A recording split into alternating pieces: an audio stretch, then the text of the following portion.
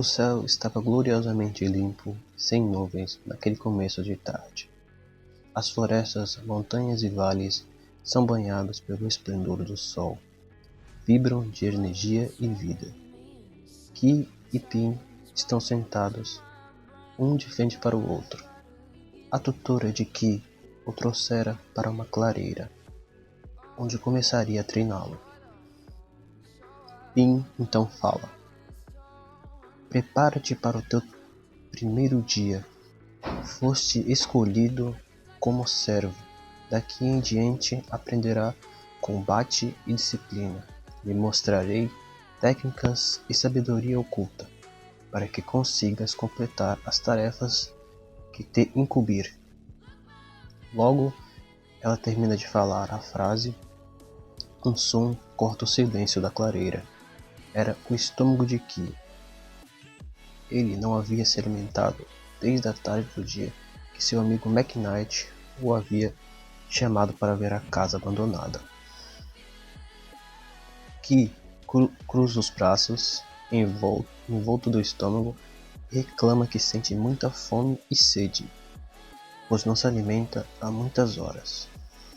Pin retruca: Preste muita atenção naquilo que vou lhe contar, porque há de levar para a tua vida. É uma porta para que tenhas muita energia entre os homens.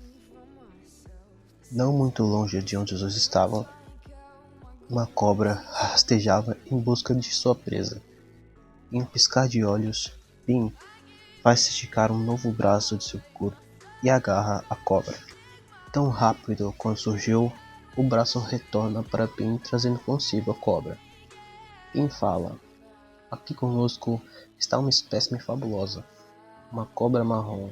Sua origem é australiana, mas você pode entender que no Brasil não é difícil ter contrabandistas perdendo algumas espécimes no caminho. Essa aqui está longe de sua terra, assim como você que logo estará. Que fica impressionado toda vez que vê aquela gigante mostrar seus poderes. Ficou admirando ela e a cobra que Pin manuseava. E também tentava entender o que ela queria dizer com ele estar longe de sua casa em um futuro breve. Então, Pin estica seu braço para Ki e disse: Aqui está o seu alimento. Pode servir, rapaz. Ki se inclina para trás assustado com aquela cobra em sua frente. Então Ki fala: Ei, eu não posso comer isso. Está vivo e cru. Tenho que fritar ou cozinhar a carne dessa cobra. E não temos nem mesmo fogo aqui. Como você... Antes que terminasse de falar, a mão de Pin se bifurca, fazendo nascer outra mão que agarra o pescoço de Ki, o imobilizando. A mão que segura a cobra perfura a cobra, fazendo o sangue do animal jorrar. Em seguida, com Ki imobilizado, Pin leva a cobra, que jorrava sangue, até a boca de Ki, o forçando a tomar o sangue daquele réptil. Ki sentia o gosto metálico do sangue da cobra descer sua garganta. Queria vomitar, mas Pin o impedia de fazer tal ato. Com sua mão tapando sua boca, Pin se certificou de que Ki engolisse todo o sangue da cobra. Então Pin fala: Nossa, como és um bebê. Tenho que preparar tua comida, te servir e ainda achas ruim o que te ofereço? Estás a precisar de treinar teus bons modos mesmo. Que com o gosto muito ruim de metal na sua boca, respira ofegantemente no chão. Então fala: Você quer me matar? Me deu sangue para me alimentar. Eu não sou um morcego, não posso me manter com isso. Pin retruca com Ki: Você ainda é jovem, não entende nada da magnífica estrutura e composição do sangue, como hemácias e hemoglobina, e muitos outros componentes essenciais. O sangue transporta o seu oxigênio e também gás carbônico. Tem seu próprio sistema de defesa e sem falar nesse maravilhoso gosto metálico.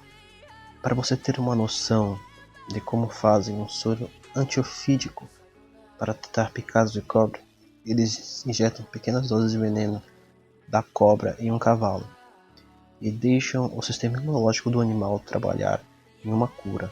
Assim que ela fica pronta, eles retiram esses anticorpos no animal e injetam nos seres humanos. Se você pensar bem, estão injetando os frutos do animal em um ser humano, no meu caro. Muitos mistérios e segredos há nesse líquido maravilhoso.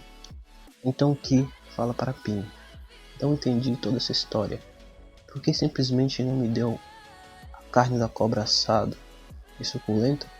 Retruca Ki limpando o restinho de sangue que tinha caído entre seu rosto. Pin responde a ele: você é muito ignorante mesmo, não é, meu caro? Deve ser do tipo que só aprende na prática, em vez da teoria.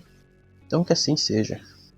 Então, com um gesto em sua mão esquerda, Pin faz uma chama envolto em um símbolo próprio se formar. Ela, sem hesitar, estica seu braço na direção de Ki e lança a chama na direção do rapaz. Ki tenta se proteger, mas em vão. A chama toca seu corpo, mas não o queima. Ki conseguia sentir o calor da chama que era absorvido pelo seu corpo. Ki não fazia ideia, mas as chamas eram a influência de Pin sobre ele.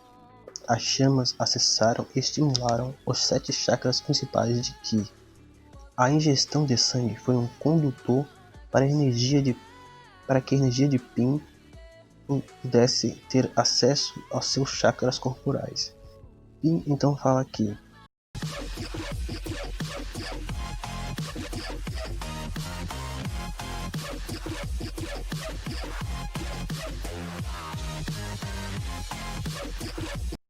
agora fiz o que tinha que ser feito. Tua fome não lhe importunará e ainda aprimorei teus sentidos e capacidades. Como sei que você é meio lerdo, verás na prática o que estou falando. Corra até a borda da clareira, mas não fuja dela. Minha ordem a ti. Ki ficou sem entender muito bem, mas sua fome havia passado e se sentia muito bem. A fraqueza tinha ido embora e ele resolveu obedecer. Se preparou para correr e quando correu não acreditou. Chegou em um piscar de olhos na borda da clareira, como se tivesse montado em um carro ou em uma moto. Ele ficou totalmente sem reação. Quando olhou para trás, viu lá de longe Pin acenando para ele.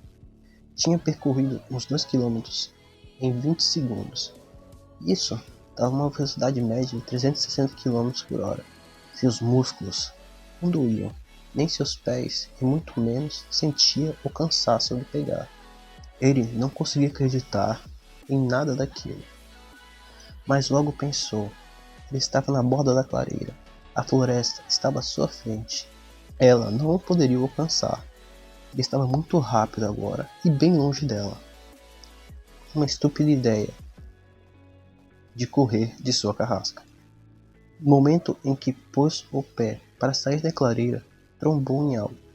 Pin, que um instante atrás estava bem longe dele, agora estava em sua frente, parada, lá como uma estátua, protegendo a entrada da floresta. Ki ficou paralisado em sua frente. Ela era muito mais rápida que ele e não tinha para onde correr. Sem falar nada, Pin fez um gesto com seus olhos. Ela fixa em Ki e os olhos de Pin ficam amarelos por completo. Nesse instante, passa um frio e zumbido na cabeça de Ki. Seu corpo fica rígido e contrações involuntárias em seus músculos acontecem. Seu corpo se move sozinho. Ele luta para não fazer esses movimentos, mas é inútil. Lentamente, Ki levanta sua mão esquerda e com a direita ele agarra seu mindinho esquerdo. Ele faz um ar de surpresa, mas sabendo o que estava prestes a acontecer, ele involuntariamente puxa seu mindinho, o quebrando. A dor é muito forte e intensa. Ki solta um grito muito alto de dor e se ajoelha no chão. Não consegue falar, só ficar lá, de joelhos, sem esboçar nada além de dor. Sem perder tempo ou esboçar preocupação, Pin começa a andar, voltando para o centro da clareira. e agarra o colarinho de Ki, arrastando-o junto a ela. Pin refaz o caminho todo, arrastando Ki com um saco de lixo, pela sua desobediência. Ela solta o rapaz, e ele, ofegante pela dor do mindinho quebrado, ficou no chão para recuperar as forças. Mas Pin não pretendia deixar quieto o rapaz, logo começou a falar. Quando lhe dei o aprimoramento de suas funções, também obtive acesso a você. É temporário, assim como seus aumentos de habilidades, mas bastante efetivo. Eu lhe punei por você não me obedecer, assim como lhe puni por ser um fraco. Já se acostume, porque toda falha será aplicada a uma devida punição. Como quer um servo, não compensa lhe deixar com amputações ou sequelas, mas posso lhe causar muito incômodo. Agora não podemos deixar esse mindinho assim, temos que pôr no lugar, antes que calcifique. Venha, se recomponha e vamos ajeitar isso, falou Pin aqui. Ki se afasta, se arrastando de costas no chão, desesperado, protegendo seu mindinho fraturado. Ele tenta falar com Pin, para ficar longe e deixar ele em paz, mas sabendo que de nada adiantaria. Pin, em uma fração, agarra o braço do mindinho fraturado de Ki e o puxa para levantar o rapaz. Ki grita desesperado para ela esperar, para não fazer isso, que ele não estava pronto, e com o novo braço, ela coloca o mindinho de Ki no lugar, tão rápido quanto qualquer ação feita por ela. Se afastando de Ki, Pin fala a ele. Não tenho o dia todo. Quando a mocinha se recuperar, vamos andando. E não me faça esperar muito. Sabe que minha paciência não é grande. Ki, em posição fetal, recolhe de dor, tenta se recuperar o mais rápido possível. Com forças que reuniu, ele apoia sua cabeça em seu queixo, no chão. Olhando fixamente para Pin, ele percebe naquele momento que nunca poderá escapar dela. É melhor ir obedecendo ela se quiser viver.